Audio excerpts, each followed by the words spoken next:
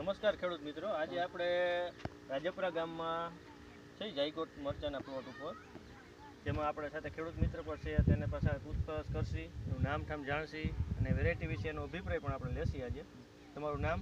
મારું નામ છે વિપુલભાઈ વલ્લભભાઈ ત્રાડા. વિપુલભાઈ વલ્લભભાઈ ત્રાડા છે આપણા ખેડૂતનું નામ, એ રાજપરા ગામના છે અને રોહિણીની વેરાયટી વાવેલ છે આ જાયકોટની. તો તમને કેવી લાગી?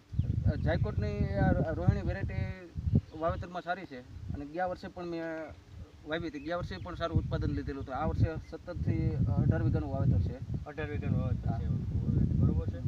અને બીજા કોઈ ખેડૂતોને તમારે કેવું હોય તો શું કહો તમે આ વેરાયટી વિશે? સારી છે આ વેરાયટી વાવવામાં એકદમ સારી છે. આ વેરાયટીમાં કુકડ આવે તો પણ મરચા સારી રીતે લાગી જાય છે. થ્રિપ્સનો એનો એટેક હોય તો પણ પાછામાં પીલાનું પણ સારું એવું અને પીલા પણ સારા નીકળે છે.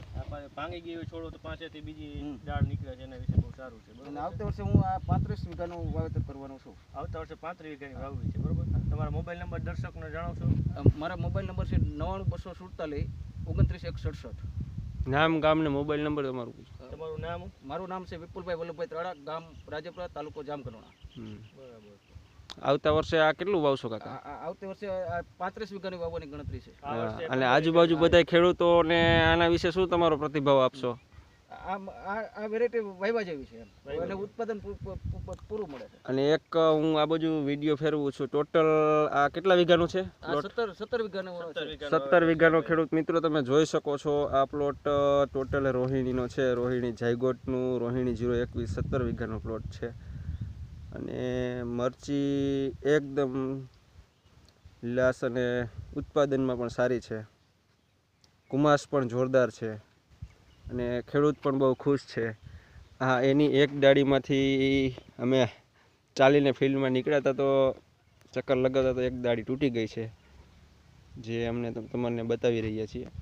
અને છોડ પણ એવા જ છે. હજી બતાવો તો ગિરિરાજભાઈ છોડ એક પાછળ કરીને તમે જોઈ શકો તો કે છોડમાં પણ એટલા મરચાં લાગેલા છે, દરેક છોડમાં. અને જે છોડ પવનના કારણે પડી ગયા છે એમાં પાછા પીલા પણ જોરદાર ફૂટી ગયેલ છે, જેથી ખૂબ સારું ઉત્પાદન મળશે. અને આવતા વર્ષે ખેડૂત સારો રિસ્પોન્સ આપી રહ્યા કહે છે કે 35 થી 40 વીઘાનું વાવેતરનું આયોજન છે. તો આભાર મિત્રો. સારી લાગે તો આવતા વર્ષે તમે પણ આ વેરાયટી ચોક્કસ ટ્રાય કરજો.